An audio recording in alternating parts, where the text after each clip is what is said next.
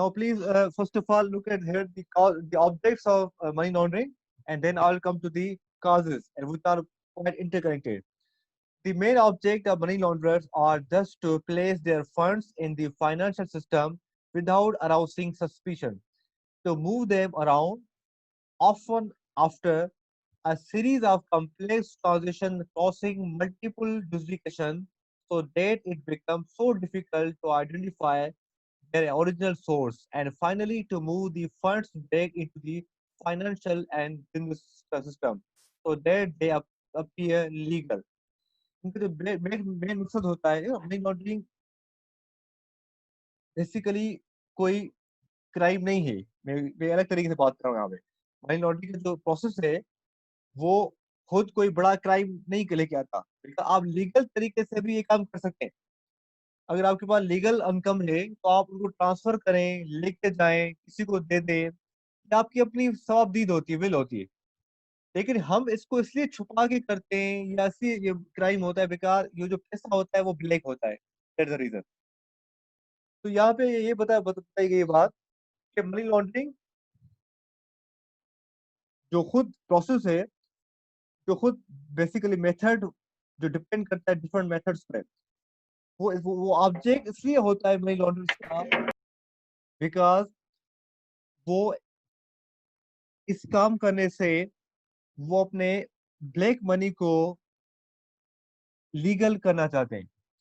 Okay, therefore the prime object of money launderers is just to make no suspicious। वो लोगों को शक के बगैर, वो लोगों को किसी भी एविडेंस को दिए बगैर अपनी ट्रांजिशन करना चाहते हैं from one place to other place, so that लोगों को ये समझ में आए कि आप कुछ और कर रहे हैं या कोई काम कर रहे हैं यहाँ पे। फिर देख रहे money laundering is perform systematically and making it difficult to identify exactly how much money is involved, what are employed, and what magnitude the problem is. Generally, money laundering is performed systematically. आप याद रखें कि जितना भी अगर कोई random behavior होता है, it's not money laundering. It may be terror financing, it may be some other crime. Money laundering requires systematic series of events. Stages हमने इसलिए पढ़ी हैं ताकि हमें पता पड़े कि ये कोई random behavior नहीं होता। ठीक है, जब आप स्टेज को फॉलो करते हैं, सिस्टमेटिकली फॉलो करते हैं, तो फिर आपका जो मनी ट्रांसफर भी हो जाता है, उसका सोर्स भी छुप जाता है। और फिर जब उसी से प्रॉफिट आने लगता है, या होता नहीं भी है लेकिन हम जो शो करते हैं हम प्रॉफिट अर्न कर रहे हैं लीगल तरीके से, वो वाकई शक के बगैर नजर आता है। ठीक है, अब देखें रियल एस्टेट का देख लें। रियल एस्टेट भी एक बड़ा बड़ा सोर्स है मनी लॉन्ड्रिंग करने का। अब सपोज करें एक बिल्डर है, इसका पास अपना पैसा नहीं है, अब वो शो कर रहा है कि वो स्कीम उसने लॉन्च की है, उसने बड़े कम पैसों में प्लॉट प्लॉट लिया था, या उसकी अपनी जमीन थी, या किसी ने दोस्तों ने उसको जमीन दी। अब वो जो कस्टमर्स हैं, कंज्यूमर्स हैं, उनके पैसों से जो इंस्टॉलमेंट वो पे करे उससे वो घर या वो अपार्टमेंट बना रहे हैं। ठीक है, अगर वो ये रेंडमली कर ले, वो अपनी करोड़ों रुपए लगा ले, पैसे आपसे बाद में ले, पहले पैसे लगा ले, ठीक है, या वो फिर वो सोर्स उसकी इनकम हो नहीं, वो करोड़ों रुपए शो कर दे, तो पकड़ा जाएगा। तो वो इस तरीके से प्रोसेस करेगा कि वो प्लेसमेंट भी करे, लेयरिंग भी करे, और जो प्रॉफिट नजर आए वो हम और आप ये सोचे कि उस बेचारे ने 10 साल पहले एक प्लॉट लिया, 10 लोगों ने मिलके लिया, लोगों ने इन्वेस्टमेंट की, लोगों ने इंस्टॉलमेंट पे किया, टाइम के साथ उसकी वैल्यू थी वो बढ़ गई। तो आज अगर वो बड़ा बिल्डर बन गया, बहरिया टाउन जैसा मंसूबा उसने खड़ा हो गया, तो ये एक दिन में नहीं हुआ, उसने अपनी मेहनत से अपने पाँव पे खड़ा हो गया, या उसने ये पैसा कमाया। बहरिया टाउन जैसी स्कीम को हम और आप क्या समझते हैं कि ये कोई बड़ा कोई मेहनत से और बड़ा कोई ये एक एडवेंचर, बड़ा कोई कारनामा है, ये बड़ा कोई काम है। अगर आप जाएं देखें कि किस तरीके से बना के, आपको नहीं पता कि किस तरीके से ये चीजें सारी हुई है। ऐसे कितने कितने बिल्डर्स हैं जो इस तरीके से सिस्टमेटिकली मनी लॉन्ड्रिंग कर लेते हैं, और बाद में फिर वो ये शक नहीं बन पाता। आज हम क्या कहते हैं कि they are builders, they are investors, they are share stock holders, they are businessman, they have companies, but actually they have done those things just to make their black money into white money. Okay. ये सोच सकते yes हैं sir. point। अब आ जाए generally वो कौन से लोग होते हैं जो मनी लॉन्ड्रिंग करते हैं, तो एक सब पास से रिलेटेड है। criminals of money laundering, drug dealers होते हैं, drug dealers usually deal with large amount of cash, making it difficult for authorities to make prepared trail. Large amount of cash rise on red flags. ज्यादातर जो money laundering होते हैं वो drug dealers भी होते हैं, बिकॉज वो कुछ नहीं कर पाते, उनके पास जो पैसा होता है वो ड्रग्स का होता है, तो उसी पैसों को फिर वो मनी लॉन्ड्रिंग करके छुपाते हैं और मल्टीप्लाई करते हैं, because they can easily identify. तो drug dealers, most of them are the criminals. Then mobsters, gang members, जिनको ऑर्गेनाइज क्रिमिनल कहते हैं, हमने पढ़ा है उसको।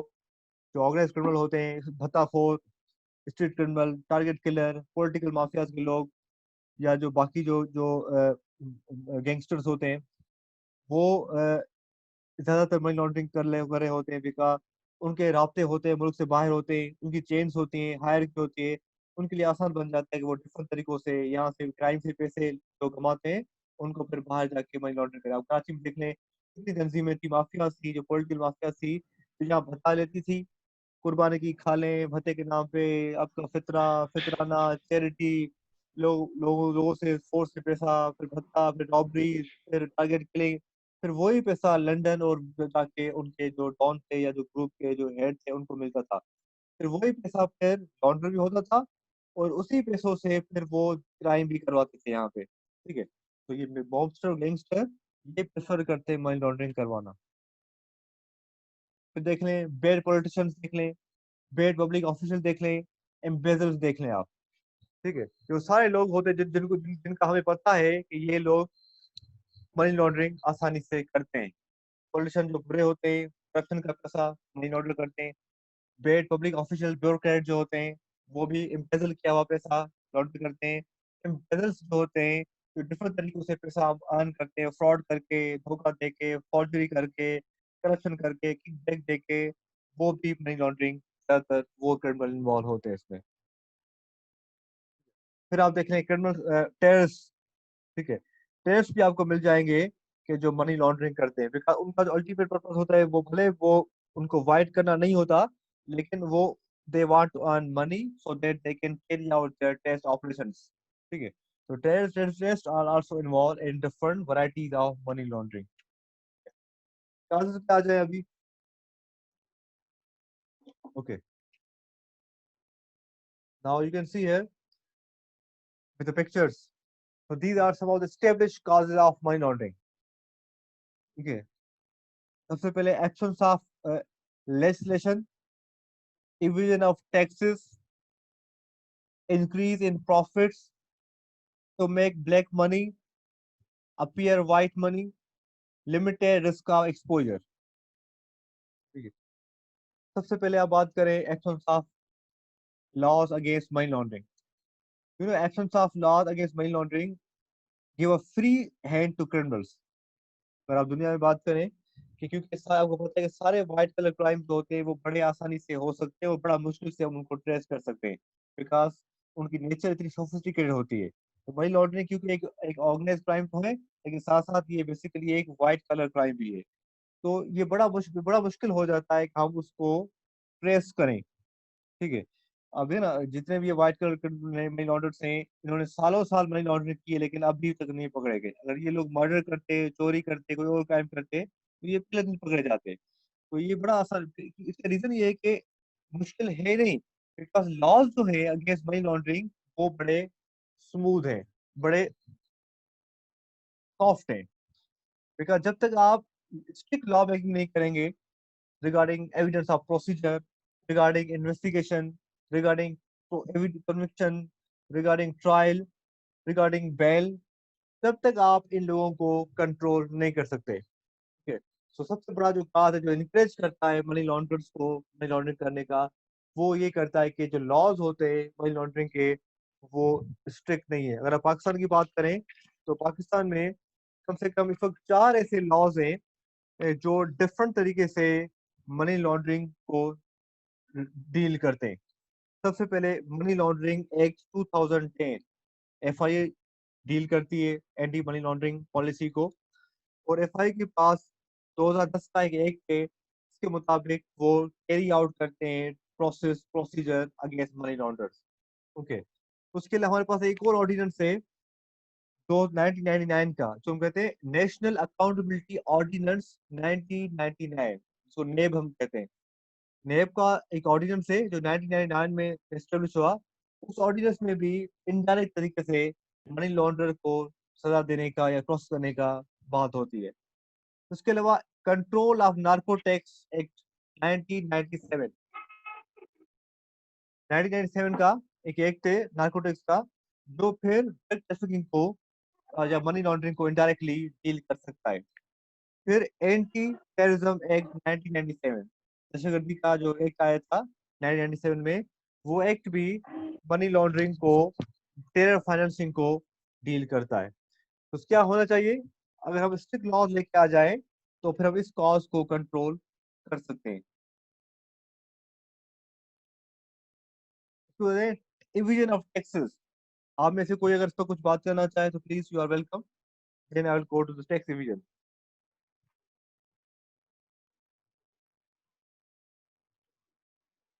जी प्लीज,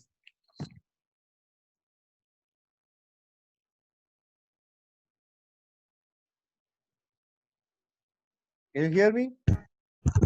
सर काफ़ी कंपनियूं आहिनि सर कराची में जेके मतिलबु गवर्नमेंट खे इहो शो कराईंदियूं आहिनि त असां वटि सिर्फ़ु गोदाम आहे, मतिलबु नंढो को मतिलबु रखण जी जॻह आहे, पर उन्हनि वटि वॾियूं वॾियूं कंपनियूं हूंदियूं आहिनि। उते काफ़ी छोकिरा आहिनि जेके असांखे ॿुधाईंदा आहिनि त वॾी अंदरि कंपनी आहे पर शो सिर्फ़ु गोदाम थियल आहे। सर उन जो मतिलबु इहो हूंदो न टैक्सिस उहो घटि ॾींदा हूंदा।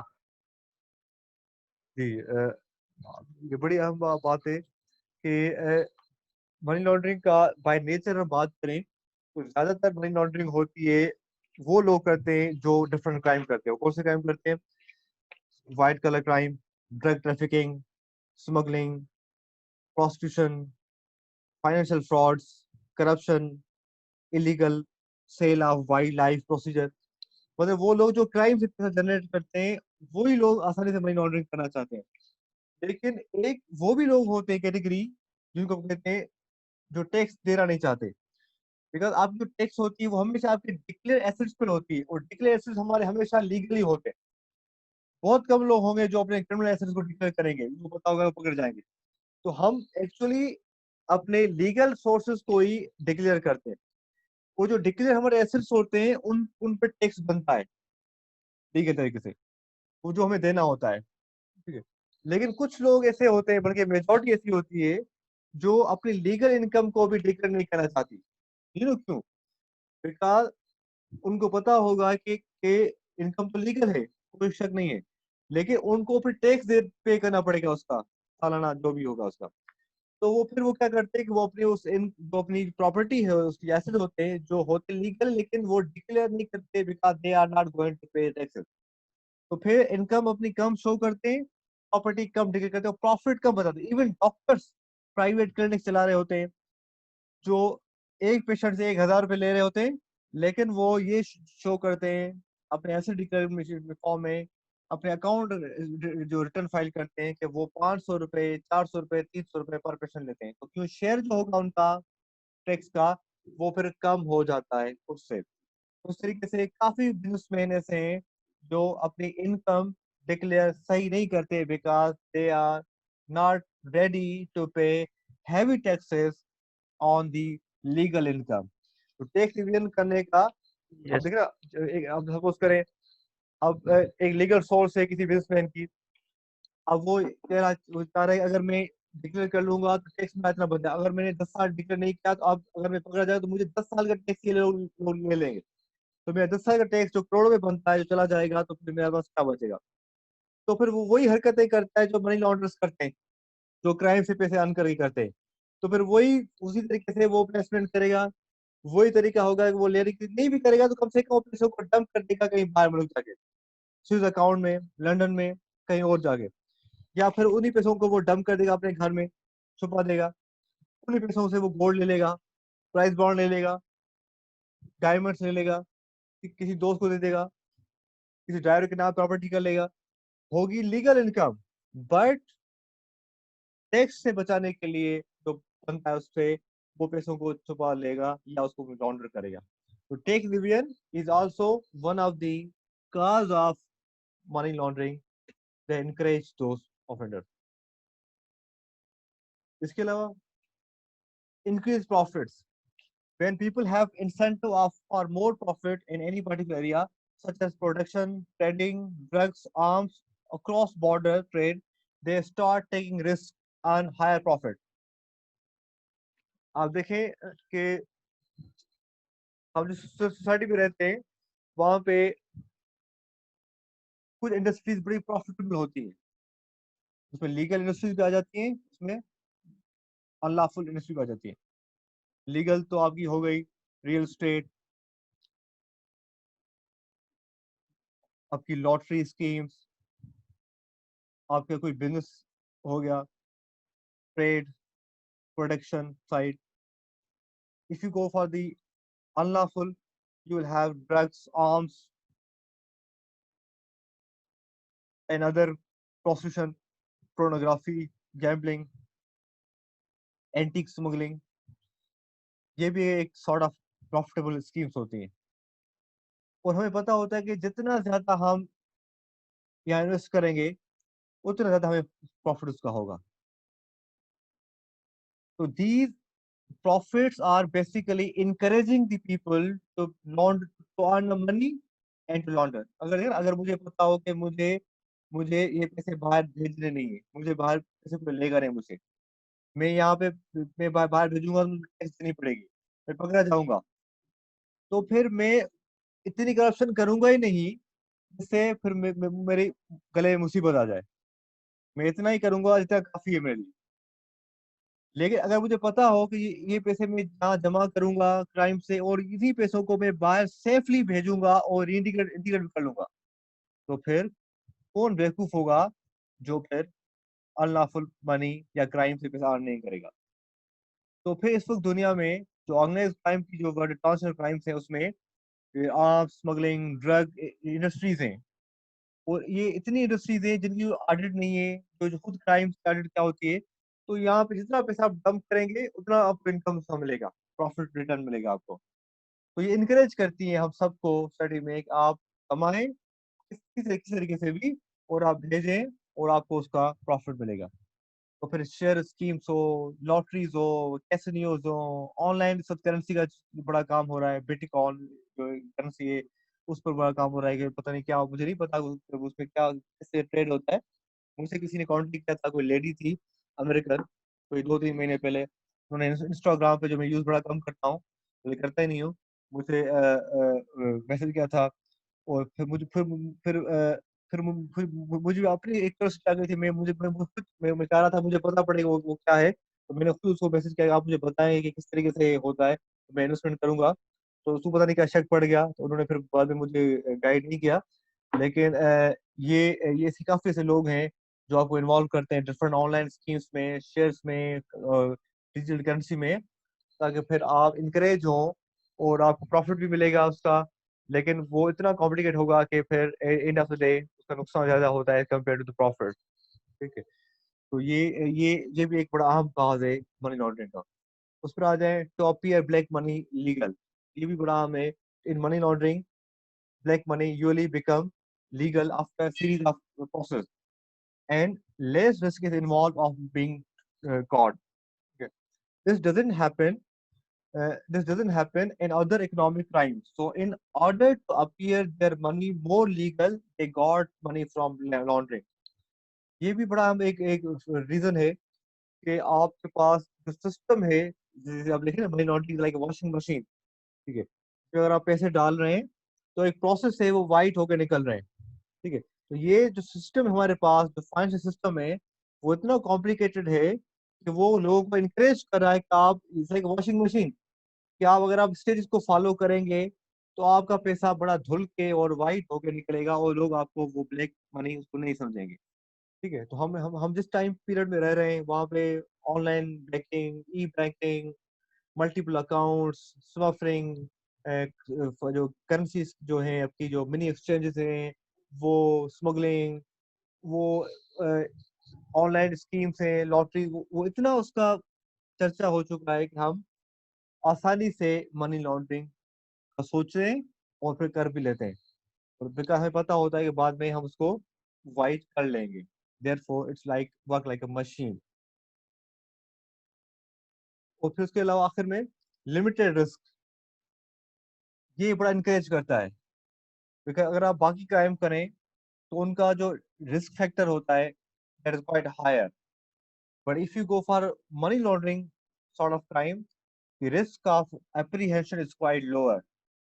The availability of multiple opportunities for personal enrichment without the risk of being exposed is another cause of money laundering. Such economic environments are much more conducive to make black money. As I said that, okay, because opportunities are more now, we have more chances there, and limited risk, and risk is quite limited. Okay. जब chances ज्यादा हो और risk factor बड़ा कम से कम हो, तो फिर एक व्हाइट कलर क्रिमिनल हो, एक पॉलिटिकल क्रिमिनल हो, एक ब्यूरोक्रेट हो जो करप्ट हो, एक व्हाइट कलर क्रिमिनल हो, उनके लिए आसान बन जाता है कि वो कम से कम रिस्क में इन मनी लॉन्ड्रिंग करें। तो these are the some of the factors that encourage those criminals to commit money laundering and to make their black money into white money. Okay. अब ये तो सिर्फ एक डिबेट है, इसके अलावा हमारे पास बाकी काफी अहम एस्पेक्ट रहते हैं मनी लॉन्ड्रिंग के, like impact, effects, control, laws, fair financing and black money. अब याद रखें कि ज्यादातर मनी लॉन्ड्रिंग वही लोग करते हैं who have done other crimes, जैसे मैंने कहा drug traffickers, arm traffickers, drug dealers, there's industry like prostitution, pornography, smuggling, corruption. So these are those people who commit different crimes, and then they go for money laundering later because they want to make black money into white money. Therefore, they require it, they need it. Otherwise, they may not use the money. They may be apprehended. Okay. तो ये भी चीज, इसको भी हम study कभी discuss करेंगे कि वो कौन से क्राइम्स हैं जो ये लोग करते हैं, वो लॉज कौन से हैं। अभी मैंने 4 लॉज की बात की, एंटी नार्कोटिक्स ऑर्डिनेंस की बात की, नेव लॉज की बात की, एफआई का जो ऑर्डिनेंस है एंटी मनी लॉन्ड्रिंग उसकी बात की, टेररिज्म का जो एंटी टेररिज्म एक्ट है उसकी बात की। तो इसकी मैं थोड़ी और बात करूंगा कि वो लॉज लीगल फ्रेमवर्क कौन सा है, फिर दुनिया में कौन से डॉक्यूमेंट्स हैं जो कवर करते हैं। एफएटीएफ देख लें, फाइनेंशियल एक्शन टास्क फोर्स है, ये दुनिया का एक जो एक वॉच डॉग है, जो दुनिया में मनी लॉन्ड्रिंग को कंट्रोल करती है या उसको देखती है। ठीक है। तो उसका इम्पैक्ट क्या है, कंट्रोल क्या है, टेयर फाइनेंसिंग क्या है, और फिर लॉज क्या है। ये 3-4 थीम्स हैं जो भी बड़े अहम है, उसको हम स्टडी करेंगे। बाकी दैट्स ऑल अबाउट टुडे।